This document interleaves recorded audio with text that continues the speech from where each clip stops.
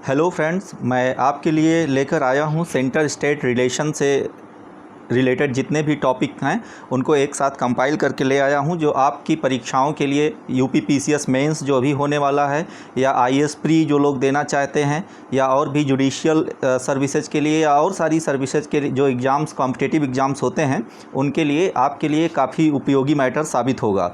तो इसलिए मैं सेंटर स्टेट रिलेशन के जितने भी टॉपिक्स हैं उनको इकट्ठा करके अभी हमने एक जगह कंपाइल करके आपको देने की कोशिश की है। तो आप देखिएगा, आप इससे नोट्स बना सकते हैं, जो भी आपके लिए ज़रूरी लगे उसे नोट कर सकते हैं।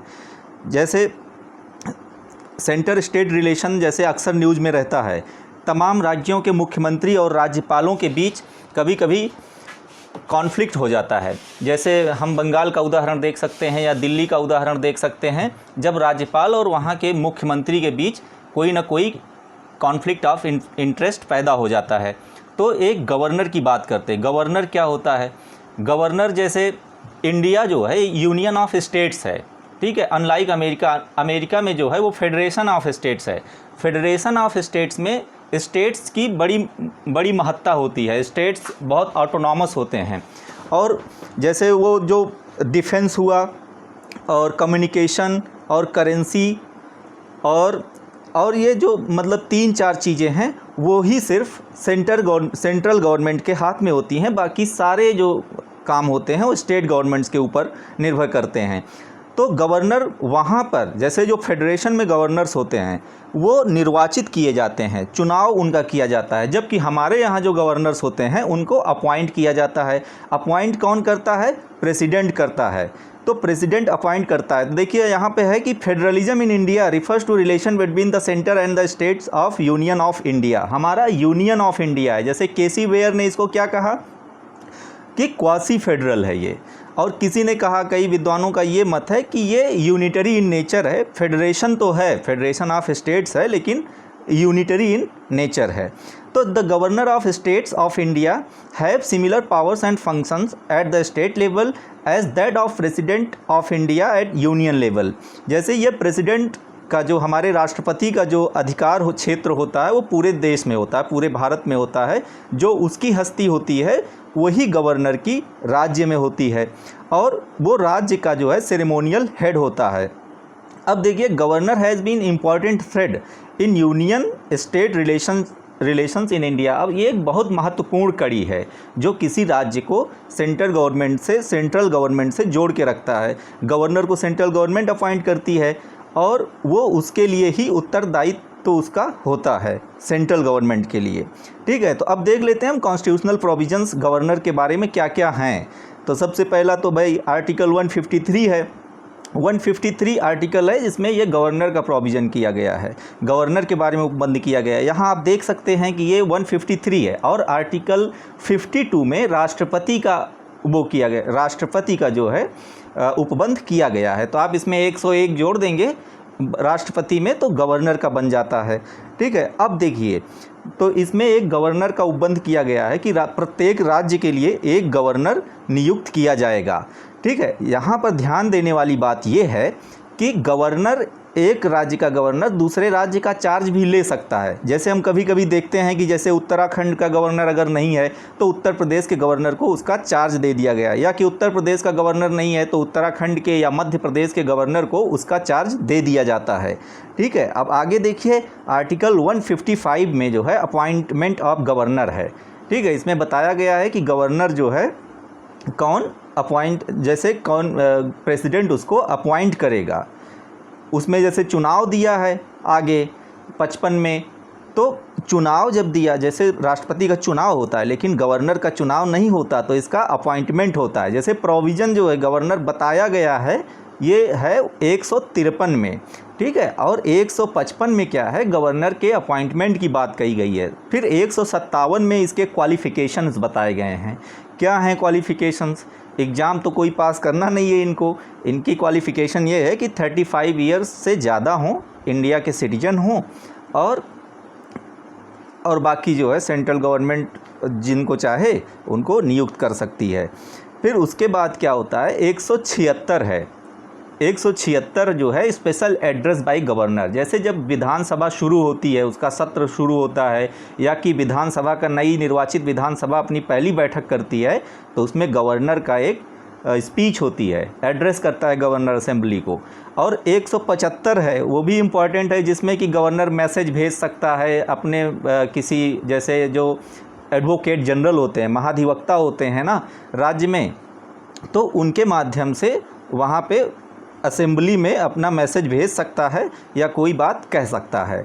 ठीक, अब फिर आर्टिकल 200 है, ये बहुत इंपॉर्टेंट है। अब इसमें देखिए असेंट टू बिल्स, जैसे कोई भी बिल आता है, अगर विधानसभा कोई कानून बना रही है और कानून बनाने के लिए पहले बिल लाया जाता है, जब बिल असेंबली में पास हो जाता है फिर वो गवर्नर के पास भेज दिया जाता है। जब गवर्नर उसको असेंट कर देता है, उस पर साइन कर दिया गवर्नर ने, तब वो एक्ट बनता है, और एक्ट बन जाता है तब फिर वो उसको नोटिफिकेशन उसका ला के उसे लागू कर दिया जाता है। और उससे पहले ये क्या कर सकता है, देखिए यहाँ पर ध्यान देने वाली बात यह है कि राष्ट्रपति से अधिक शक्तियाँ गवर्नर के पास हैं। इस मामले में बिल को ये मतलब वापस कर सकता है विधानसभा को, और बिल को जो है ये राष्ट्रपति के लिए भी भेज सकता है। और राष्ट्रपति जो है वो, जैसे मनी बिल राष्ट्रपति साइन करना पड़ता है, लेकिन मनी बिल जो है गवर्नर बाध्य नहीं साइन करने के लिए, वो राष्ट्रपति के पास भेज सकता है और राष्ट्रपति उस पर साइन कर सकता है, नहीं साइन कर सकता है या वापस कर सकता है।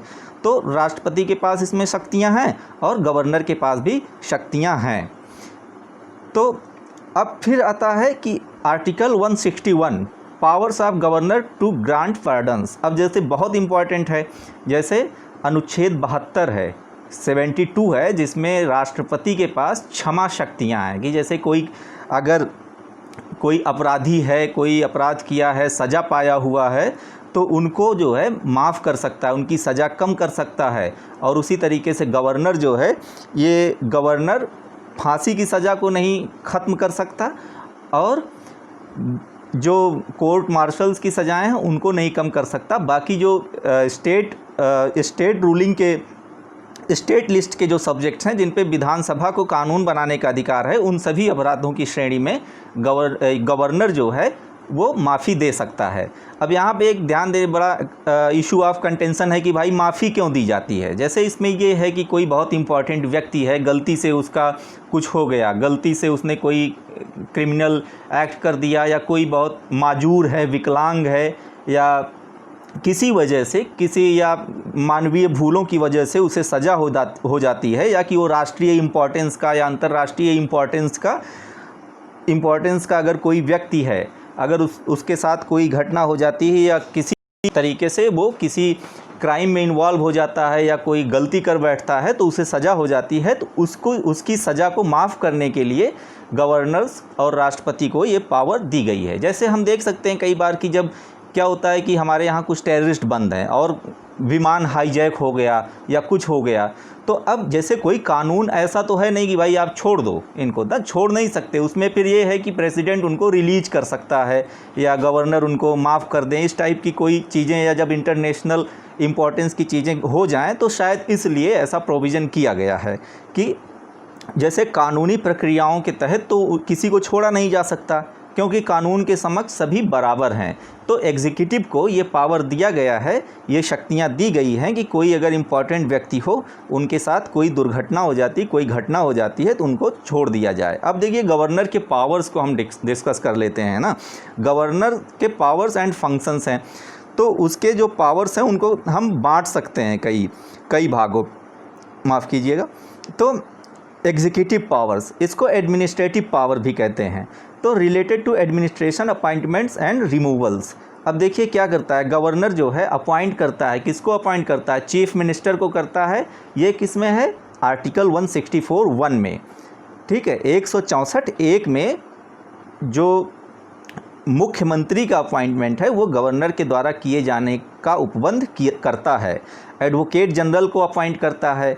एडवोकेट जनरल का उपबंध किया गया है आर्टिकल 165 में, अनुच्छेद 165 में उसका उपबंध किया गया है। उसकी नियुक्ति जो है गवर्नर करता है। स्टेट फाइनेंस कमीशन का उपबंध किया गया है 243(I) और Y में, 243(I) एंड Y में स्टेट फाइनेंस कमीशन का उपबंध किया गया है। स्टेट फाइनेंस कमीशन जैसे हमारे सेंट्रल गवर्नमेंट का फाइनेंस कमीशन होता है आर्टिकल 280 के तहत, तो उसी तरीके से जो स्थानीय स्वशासन के संस्थान हैं जैसे पंचायत हो गए, म्यूनिसिपैलिटीज़ हो गई, इन सबको अलॉट फाइनेंस देने के लिए स्टेट फाइनेंस कमीशन का प्रोविज़न किया गया है। और स्टेट फाइनेंस कमीशन का जो अपॉइंटमेंट है वो भी गवर्नर ही करता है।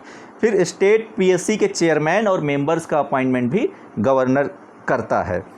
जैसे यूपी पीसीएस का जो चेयरमैन होता है या जो अभी मेंबर यहाँ अपॉइंट हुए, तो न्यूज़ में देखिए आया था कि गवर्नर श्री जो भी हैं गवर्नर उनका अपॉइंटमेंट करते हैं।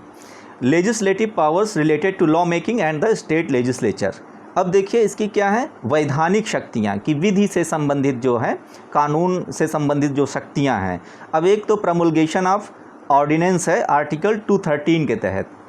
अब इसमें आप फिर ध्यान से देखिए कि 123 जो है 123 में प्रेसिडेंट की शक्तियां हैं ऑर्डिनेंस जारी करने की, और वही शक्तियां गवर्नर को दी जाती हैं आर्टिकल 213 के तहत। 213 के तहत गवर्नर के पास ये शक्ति है कि ये जो है ऑर्डिनेंस जारी कर सकता है। अगर विधानसभा सत्र में नहीं है, कोई बहुत ज़रूरी कानून आया हो, कानून लाना हो, तो उसके लिए ऑर्डिनेंस का सहारा लिया जाता है। जैसे अभी ये रिकवरी के लिए यूपी सरकार के पास कोई कानून नहीं था, तो इन्होंने तुरंत ऑर्डिनेंस ला दिया, वो गवर्नर के ऑफिस से ही रिलीज होता है। Assent to bills. अब देखिए जैसे ये ना विधान मंडल जो होता है, विधान मंडल होता है तो विधानसभा होती है, लेजिस्लेटिव असेंबली बोलते हैं, दूसरी होती है लेजिस्लेटिव काउंसिल। लेजिस्लेटिव काउंसिल कुछ स्टेट्स में होती है, कुछ में नहीं होती। हमारे यहाँ 7 स्टेट्स में, या अभी तो जम्मू कश्मीर ख़त्म हो गया तो 6 स्टेट्स में ही अभी लेजिस्लेटिव काउंसिल्स पाई जाती हैं, बाकी हर जगह नहीं होती। इनको समाप्त किया जा सकता है और बनाया भी जा सकता है। तो उसके बाद क्या करते हैं कि ये गवर्नर भी, जैसे राष्ट्रपति जो है वो संसद का हिस्सा है, राज्यसभा, लोकसभा और राष्ट्रपति से मिलकर हमारी पार्लियामेंट बनती है। तो उसी तरीके से हमारा जो विधानमंडल है वो विधानसभा, विधान परिषद और राज्यपाल से मिलकर बनती है। तो राज्यपाल जब तक बिल को साइन नहीं करेगा तब तक वो कानून नहीं बन सकता। अब right of governor to address and send message to state legislative assembly, ये आर्टिकल 175 में हमने पहले डिस्कस किया था। अब इसके कुछ डिस्क्रिशनरी पावर्स होती हैं, मतलब विवेकाधिकार होता है। जैसे देखिए एक तो कानून का जब शासन होता है तो उसमें विवेकाधिकार का स्कोप बहुत कम हो जाता है, क्योंकि इससे निरंकुशता आ जाती है। लेकिन कहीं कहीं होता है कि इनको विवेकाधिकार देना ज़रूरी भी हो जाता है।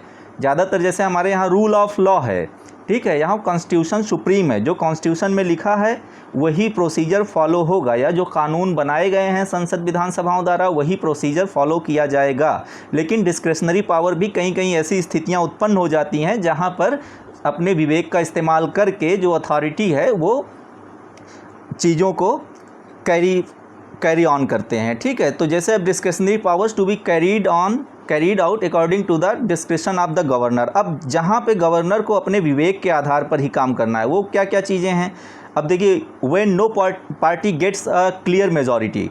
अब जब कोई पार्टी क्लियर मेजॉरिटी नहीं बनती, जिसको बोलते हैं हंग पार्लियामेंट या त्रिशंकु विधानसभा, ऐसी जब सिचुएशन आ जाती है तो governor has discussion to choose a candidate for chief minister who will put together a majority coalition as soon as possible.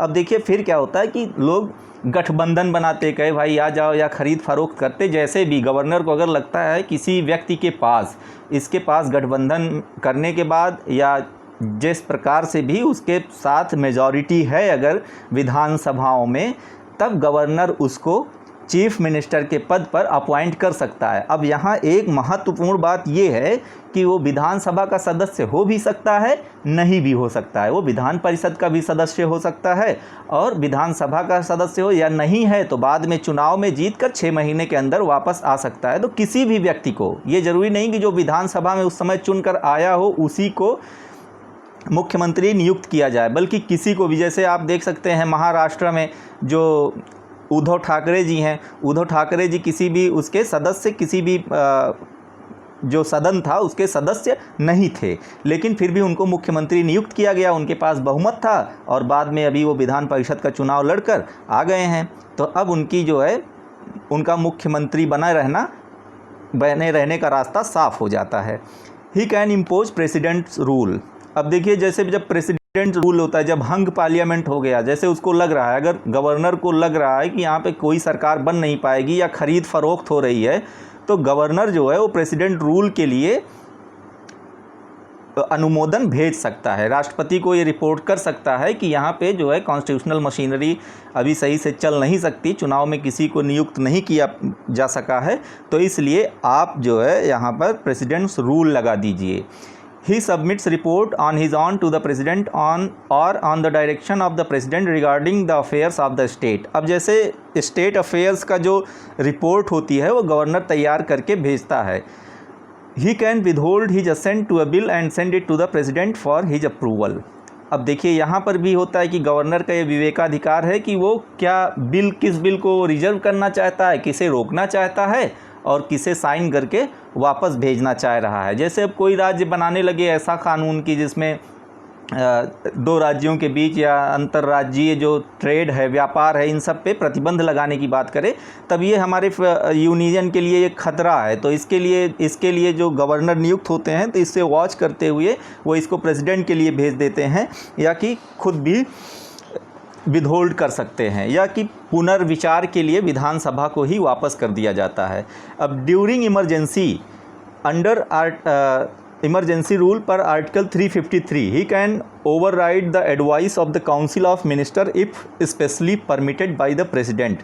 अब यहाँ पर देखिए, जैसे जब 352 के तहत इमरजेंसी लगी हुई हो, तब 353 में यह उपबंध किया गया है कि अगर राज्यपाल को राष्ट्रपति निर्देशित कर दें कि आप राज्य की जो चुनी हुई सरकारें हैं उसके कैबिनेट के जो सुझाव हैं उसको मत मानिए, आप न मानने के लिए बाध्य नहीं हैं, तो फिर गवर्नर वहाँ पर अपने विवेकाधिकार के अनुसार ही कार्य करेगा।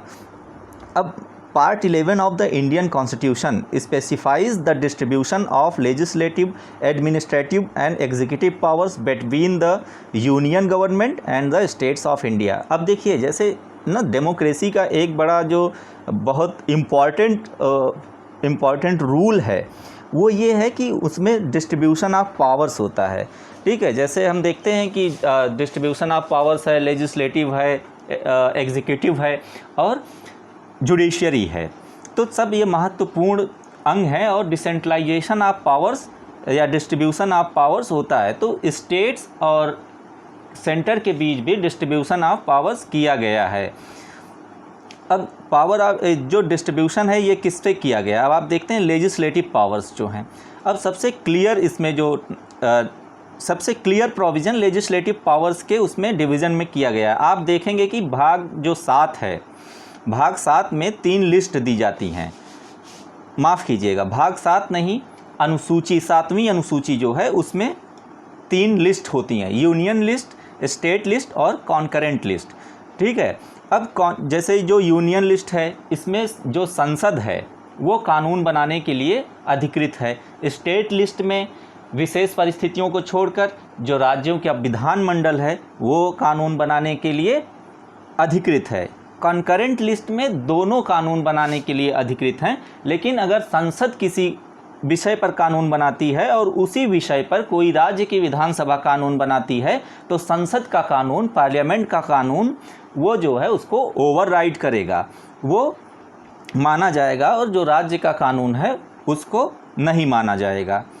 अब देखिए क्या करते हैं, parliamentary legislation in the state field. अब मैंने कहा कुछ विशेष परिस्थितियों में जब स्टेट लिस्ट पर भी पार्लियामेंट कानून बना सकती है, तो पहली परिस्थिति ये है कि when a resolution is passed by Rajya Sabha and declared that it is necessary in the national interest. अनुच्छेद 249 है, ये बहुत ही इम्पॉर्टेंट अनुच्छेद है, आर्टिकल है, जिसमें ये बताया गया है कि राज्यसभा अगर ये डिक्लेयर करे कि कोई विषय राष्ट्रीय इंटरेस्ट का है, राष्ट्रीय हित का है, तो उस पर जो है पार्लियामेंट कानून बना सकती है, चाहे सब्जेक्ट वो या चाहे जो भी हो वो स्टेट लिस्ट से ही आ रहा हो। दूसरा नंबर क्या है, during national emergency parliament can legislate with respect to matters in the state list.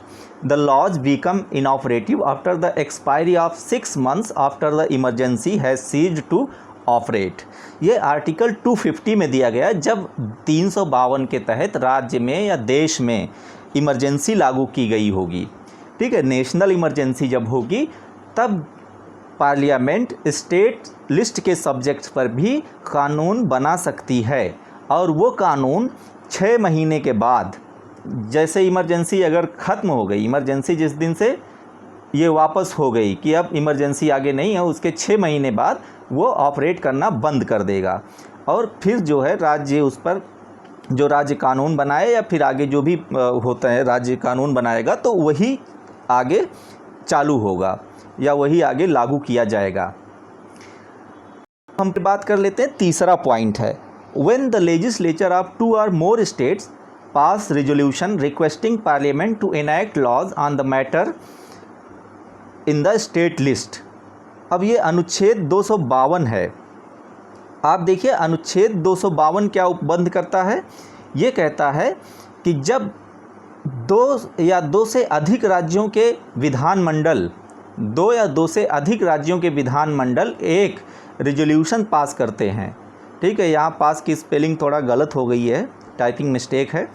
तो जब लेजिस्लेचर 2 या 2 से अधिक राज्यों के लेजिस्लेचर एक रेजोल्यूशन पास करके पार्लियामेंट से लॉ बनाने के लिए किसी मैटर पर जो स्टेट लिस्ट में है उस पर लॉ बनाने के लिए, कानून बनाने के लिए उनसे रिक्वेस्ट करते हैं, तब पार्लियामेंट स्टेट लिस्ट के सब्जेक्ट पर कानून बना सकती है। ये उपबंध कहाँ किया गया है? आर्टिकल 252 में। तो यहाँ पर ध्यान देने वाली बात यह है कि एक ही राज्य की विधानमंडल के रिक्वेस्ट पर पार्लियामेंट ऐसा कोई कानून नहीं बनाएगी। ठीक है, फिर आइए हम बात कर लेते हैं, चौथा पॉइंट का है, तो ये टू इम्प्लीमेंट इंटरनेशनल एग्रीमेंट्स। अब यहाँ देखिए आर्टिकल 253 क्या कहता है।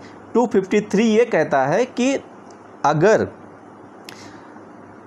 कोई भी इंटरनेशनल संधि है, कोई समझौता है, उसे लागू करने के लिए पार्लियामेंट को कानून बनाना पड़े तो चाहे वो विषय क्यों ना स्टेट लिस्ट में हो, पार्लियामेंट इसके लिए ऑथराइज्ड होगी।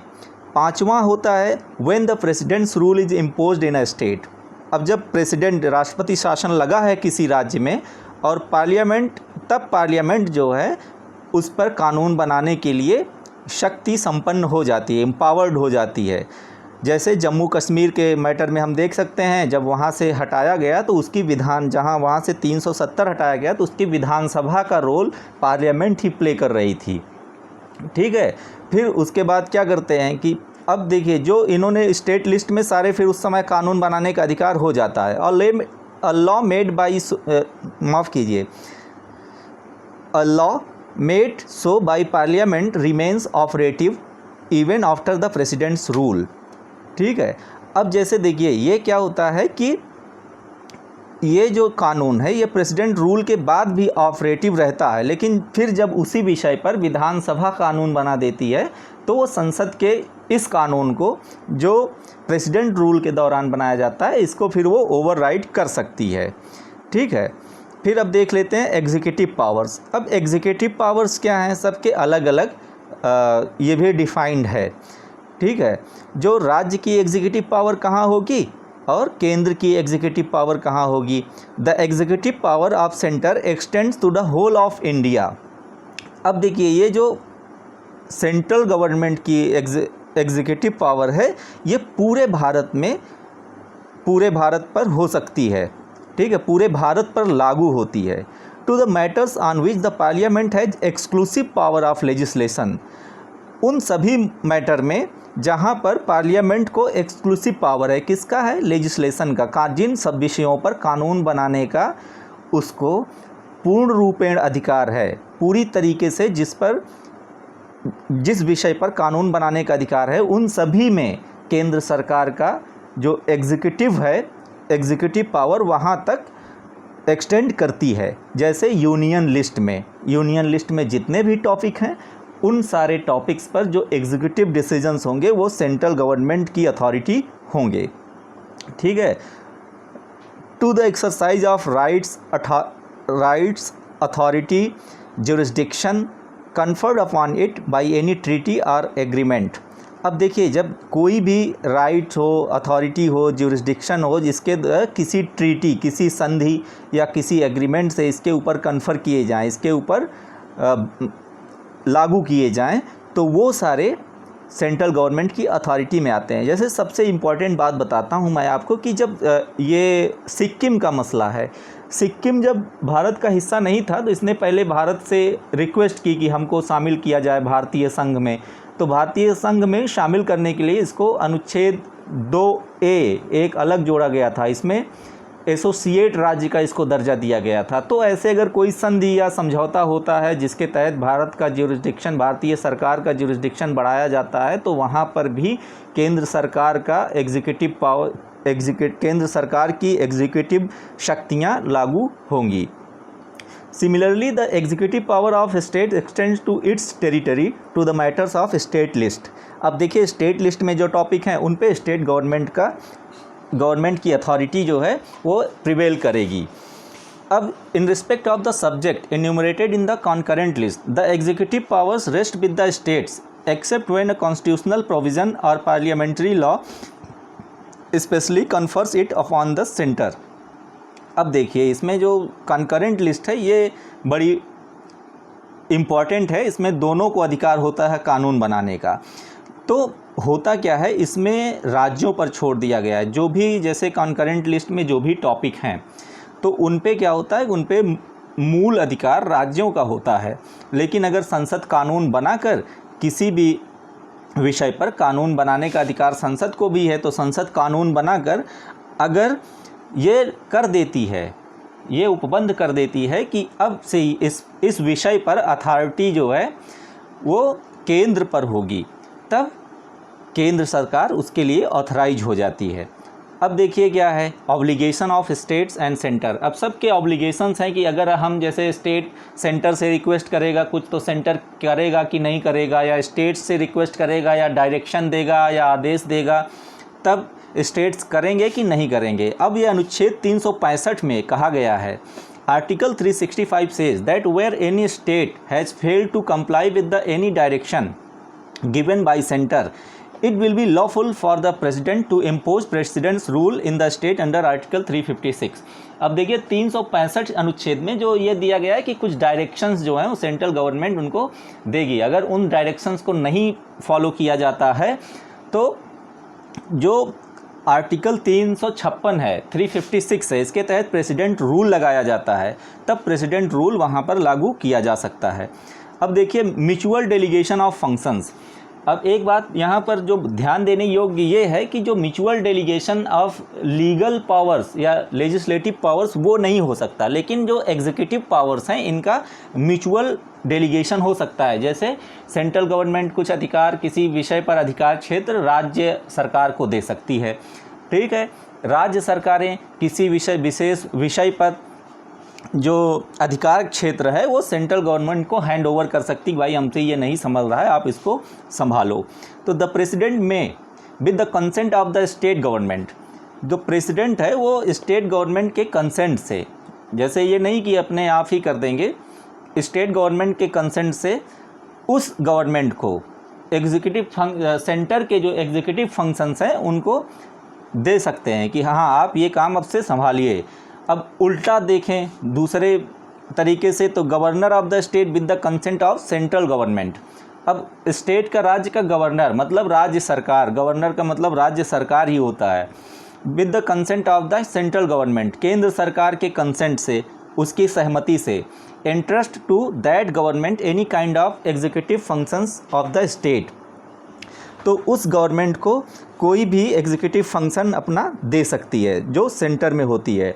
लेकिन यहाँ पर जो फिर से एक बात है कि जब कोई, जैसे हमने पहले बताया कि राज्य का कंसेंट लेना ज़रूरी है, लेकिन फिर आगे भी प्रोविज़न है कि अगर कोई विषय पर, किसी भी विषय पर यूनियन लिस्ट में है तो उस पर पार्लियामेंट अगर कानून बनाकर कोई शक्ति या कोई ड्यूटी राज्यों पर लागू करना चाहे तो उसमें राज्यों का कंसेंट, मतलब राज्यों का कंसेंट ज़रूरी नहीं है।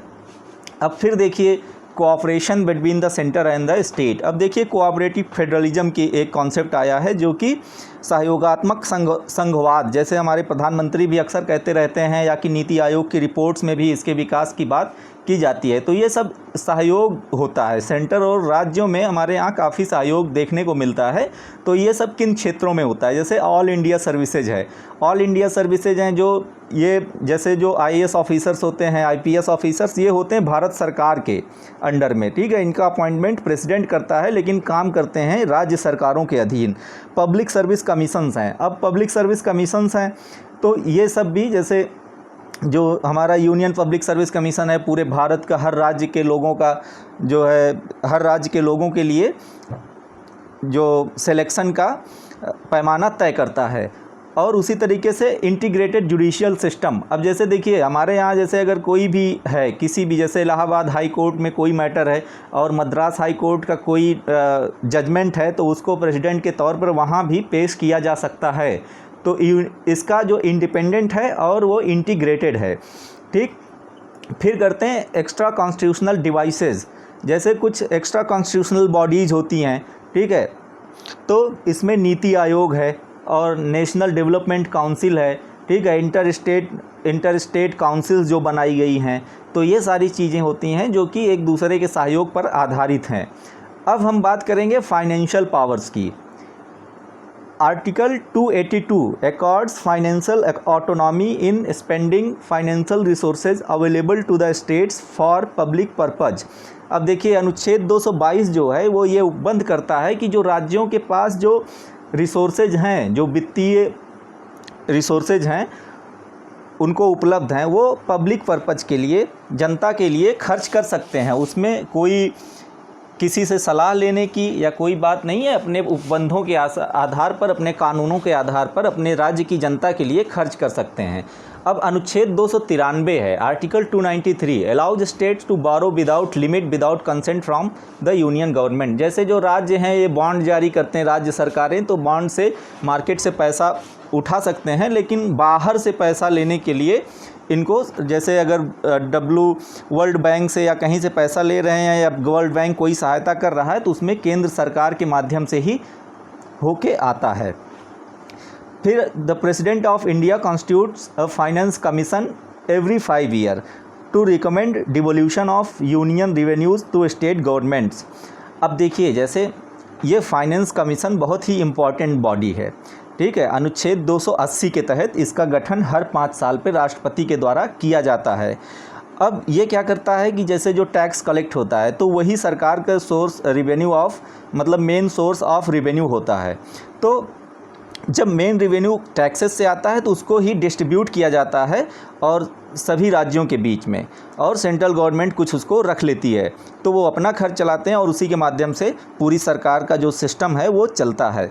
लेकिन इसमें क्या होता है कि जो टेंशन्स हैं कुछ, जैसे अभी हमारे यहाँ ना जो ये 2015 हमारा 15वां जो बना हुआ है, 15वां फाइनेंस कमीशन एनके सिंह के नेतृत्व में, उनके चेयरमैनशिप में, तो उस कमीशन के सामने एक बड़ी चुनौतियाँ आई। जैसे हमारे यहाँ जो जनसंख्या का आधार वर्ष है वो 1971 माना जाता है, चाहे चुनाव के लिए हो या किसी और भी चीज़ों के लिए, या राष्ट्रपति के चुनाव के लिए भी। जैसे उत्तर प्रदेश के विधायकों के मत की अगर गणना की जाती है तो वो 1971 के 1971 की जनगणना के आधार पर ही किया जाता है। अब टेंशन देखिए कहाँ पर हो जाती है कि mode of appointment and dismissal of governors.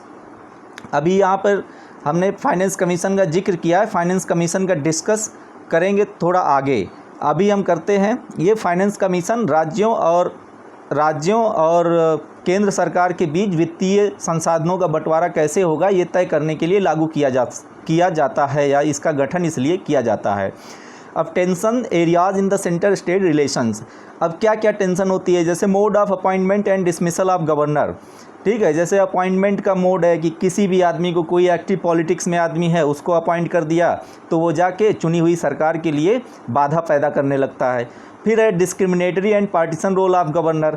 अब जैसे अगर किसी पार्टी विशेष का गवर्नर है और किसी दूसरी पार्टी की सरकार राज्य में है तो वो अपने पार्टी के लोगों की तरफ ज़्यादा झुका हुआ होता है और उस पार्टी के सरकार के सामने बाधा के तौर पर हमेशा खड़ा रहता है। Imposition of presidents rule for partition interest. अब देखिए जो प्रेसिडेंट रूल है इसका बहुत मिसयूज किया गया। जब भी केंद्र सरकारें बदलती हैं, किसी भी राज्य में अगर सरकार गिरानी है, वहाँ से हटानी है, बदलनी है, तो इसमें ज़्यादातर प्रेसिडेंट्स रूल आर्टिकल 356 के तहत लगा दिया जाता है। Deployment of central forces in the state for maintenance of law and order. अब कई राज्यों में जैसे AFSPA लागू है नॉर्थ ईस्ट के राज्यों में या जम्मू कश्मीर में, तो वहाँ की राज्य सरकारों से ये टकराव रहता है कि आपने सेंट्रल फोर्सेज यहाँ पे हमारे यहाँ उतार दिया है और ये जनता पर अत्याचार करते हैं, या इनसे जो है जनता का टकराव होता है। Reservation of state bills for the consideration of president. अब यहाँ आप देखिए जब प्रेसिडेंट के लिए प्रेसिडेंट के कंसीडरेशन के लिए बिल गवर्नर रख लेता है, तो एक तरीके से राज्यों की ऑटोनॉमी एकदम ख़त्म हो जाती है। कोई भी कानून अगर प्रेसिडेंट नहीं चाहता है तब कोई राज्य सरकार बना नहीं सकती है।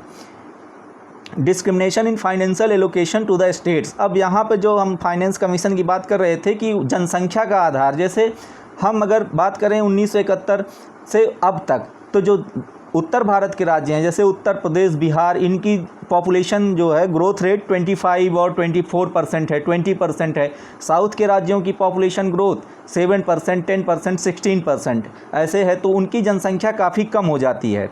तो जनसंख्या के आधार पर जब 2011 की जनगणना के आधार पर राज्यों को फाइनेंस डिवोल्यूशन की बात की गई, तब साउथ के राज्यों ने ऑब्जेक्शन किया कि भाई ये जनसंख्या घटाने के लिए तो रिवॉर्ड मिलना चाहिए और हमें जो है जनसंख्या घटाने की वजह से फाइनेंस में हिस्सा कम मिल रहा है।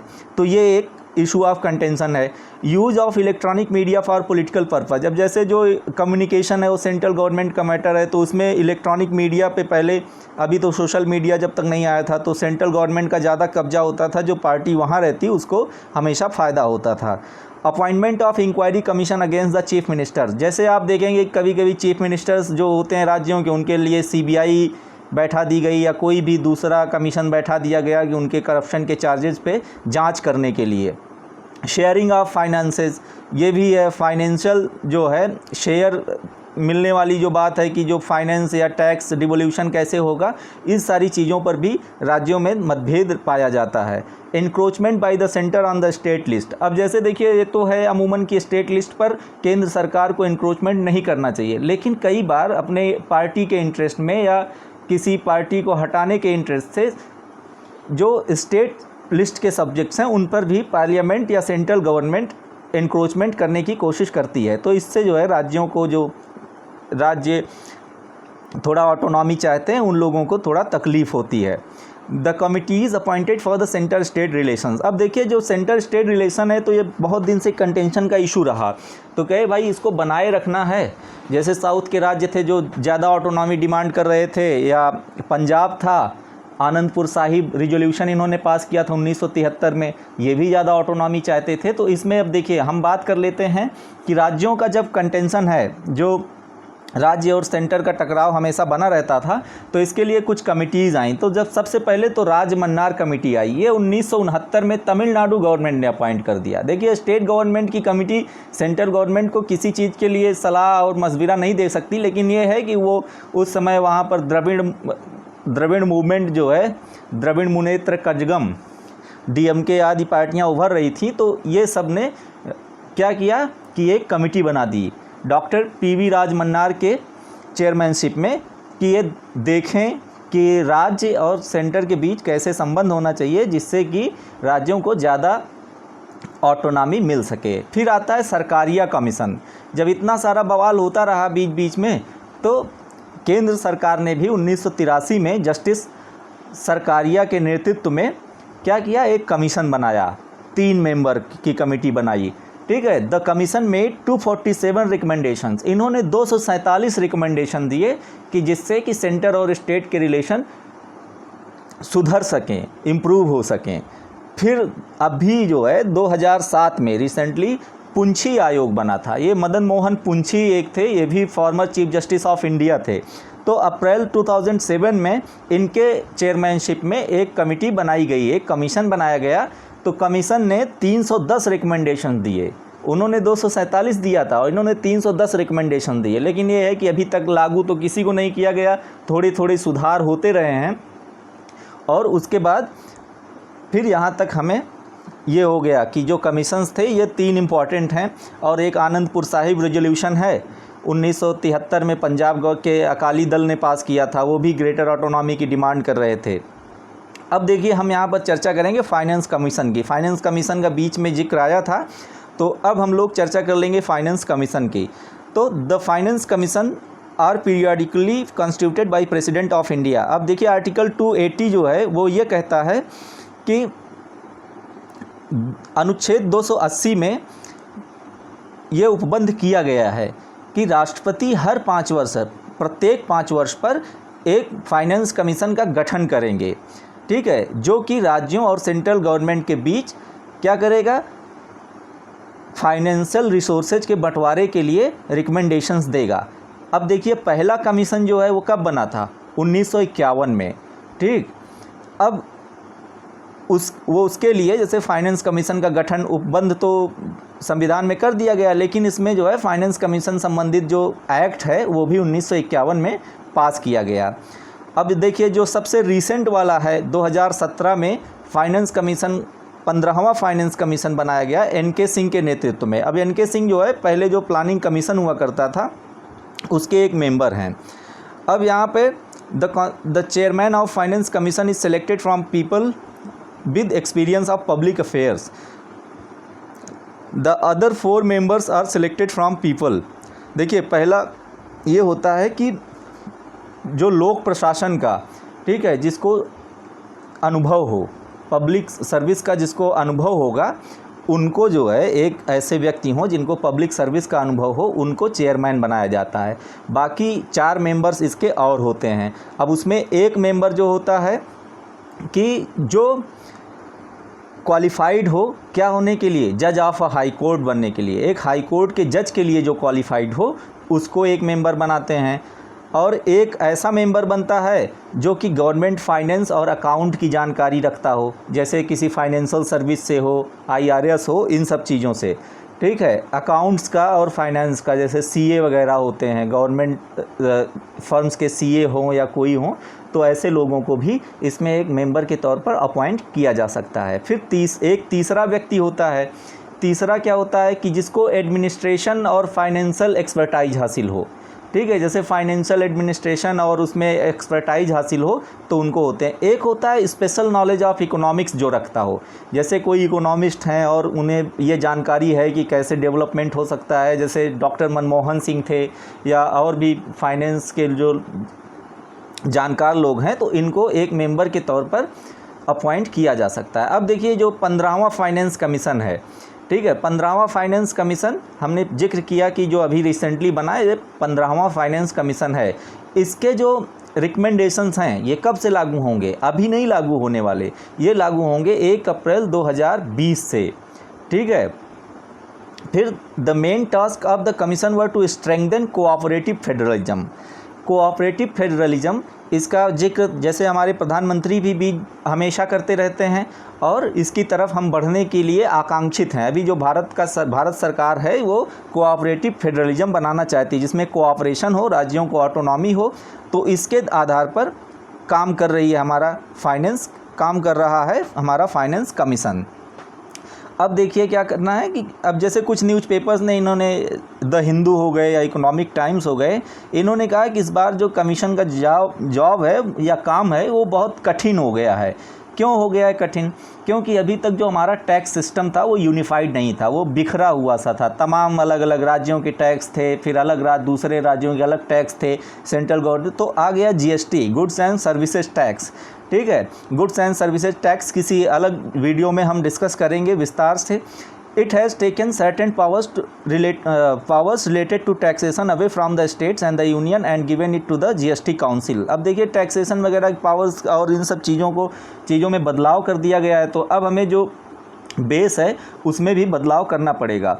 जैसे जिस आधार पर बंटवारा किया जाता था, तो इन्होंने कह दिया हम 2011 की पॉपुलेशन के आधार पर रिकमेंडेशंस करेंगे, तो इससे जो है साउथ के राज्यों में काफ़ी ऑब्जेक्शन किया, ठीक है। तो आज ये काफ़ी लंबा वीडियो हो गया है, फिर भी इसमें हमने कोशिश की कि राज्य और केंद्र से संबंधित जो भी विषय हैं उनको कवर कर लिया जाए, और बाकी जो GST है या कुछ और भी प्रोविज़न होंगे, उनका अलग से डिस्कशन किसी अन्य वीडियो में किया जाएगा। तो ये रहा, बस आप लोगों से इतनी गुजारिश है कि हमारा चैनल सब्सक्राइब करें और हो सके तो शेयर करें। बाकी हम इन्फॉर्मेशन और कुछ ये स्टडी मटेरियल्स आपके साथ शेयर करते रहेंगे। तब तक के लिए नमस्कार।